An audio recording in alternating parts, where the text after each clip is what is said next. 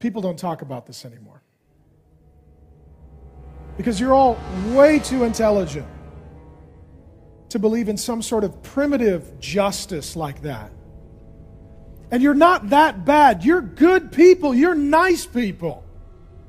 Some of you are well educated. Some of you are nice neighbors. Some of you are better than the Christians you know, morally speaking. Some of you have studied enough philosophy. You have a way to argue around this, like an attorney on the run. Some of you have studied enough psychology that you find a way to emotionally say, well, yeah, some people believe in a mythical father figure and justice because it gives them peace so that they can live their life with emotional stability. Some of you say, yes, this is the problem with religion. It's so primitive. It wants things like justice. And might I say, when someone breaks into your home, so do you.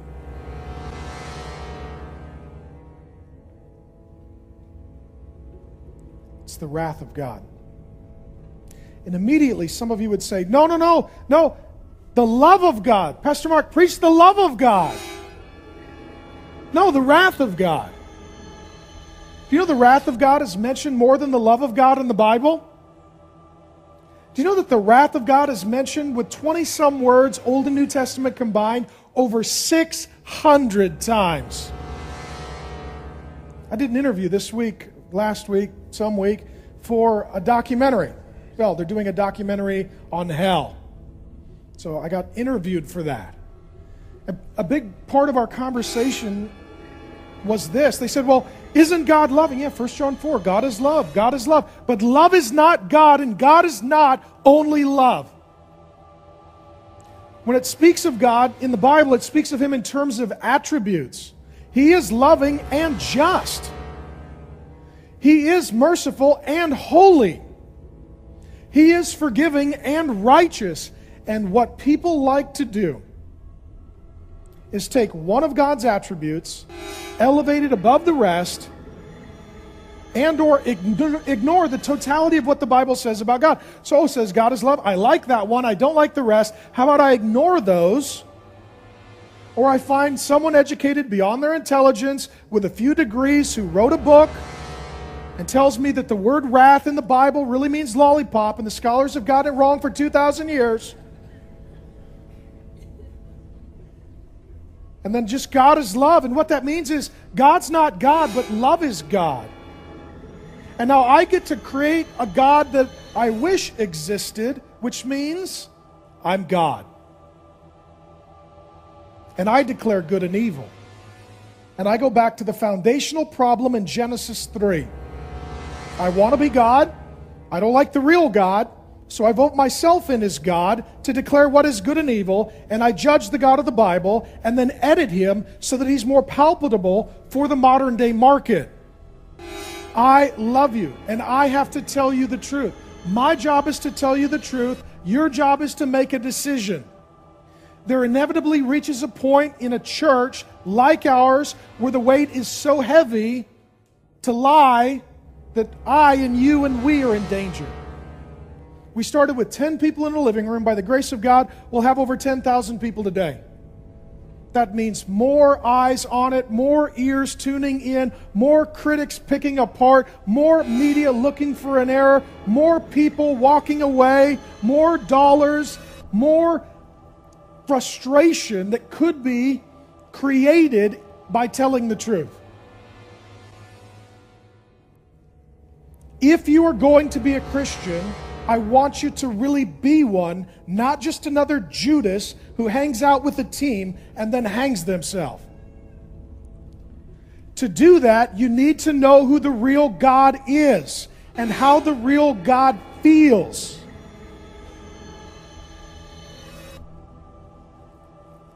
Some of you, God hates you. Some of you, God is sick of you. God is frustrated with you. God is wearied by you. God has suffered long enough with you.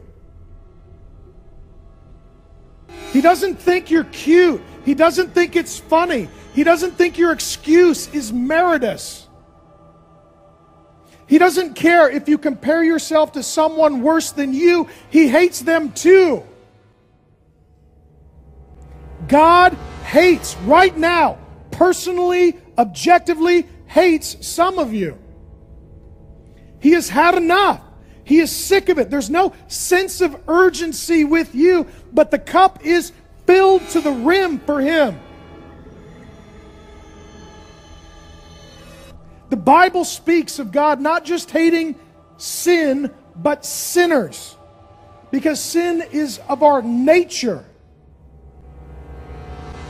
Sin is not just a mistake that we make. It's not that we're good people down in our heart who had a bad moment. In our worst moments is the truest revelation of who we really are at the deepest level.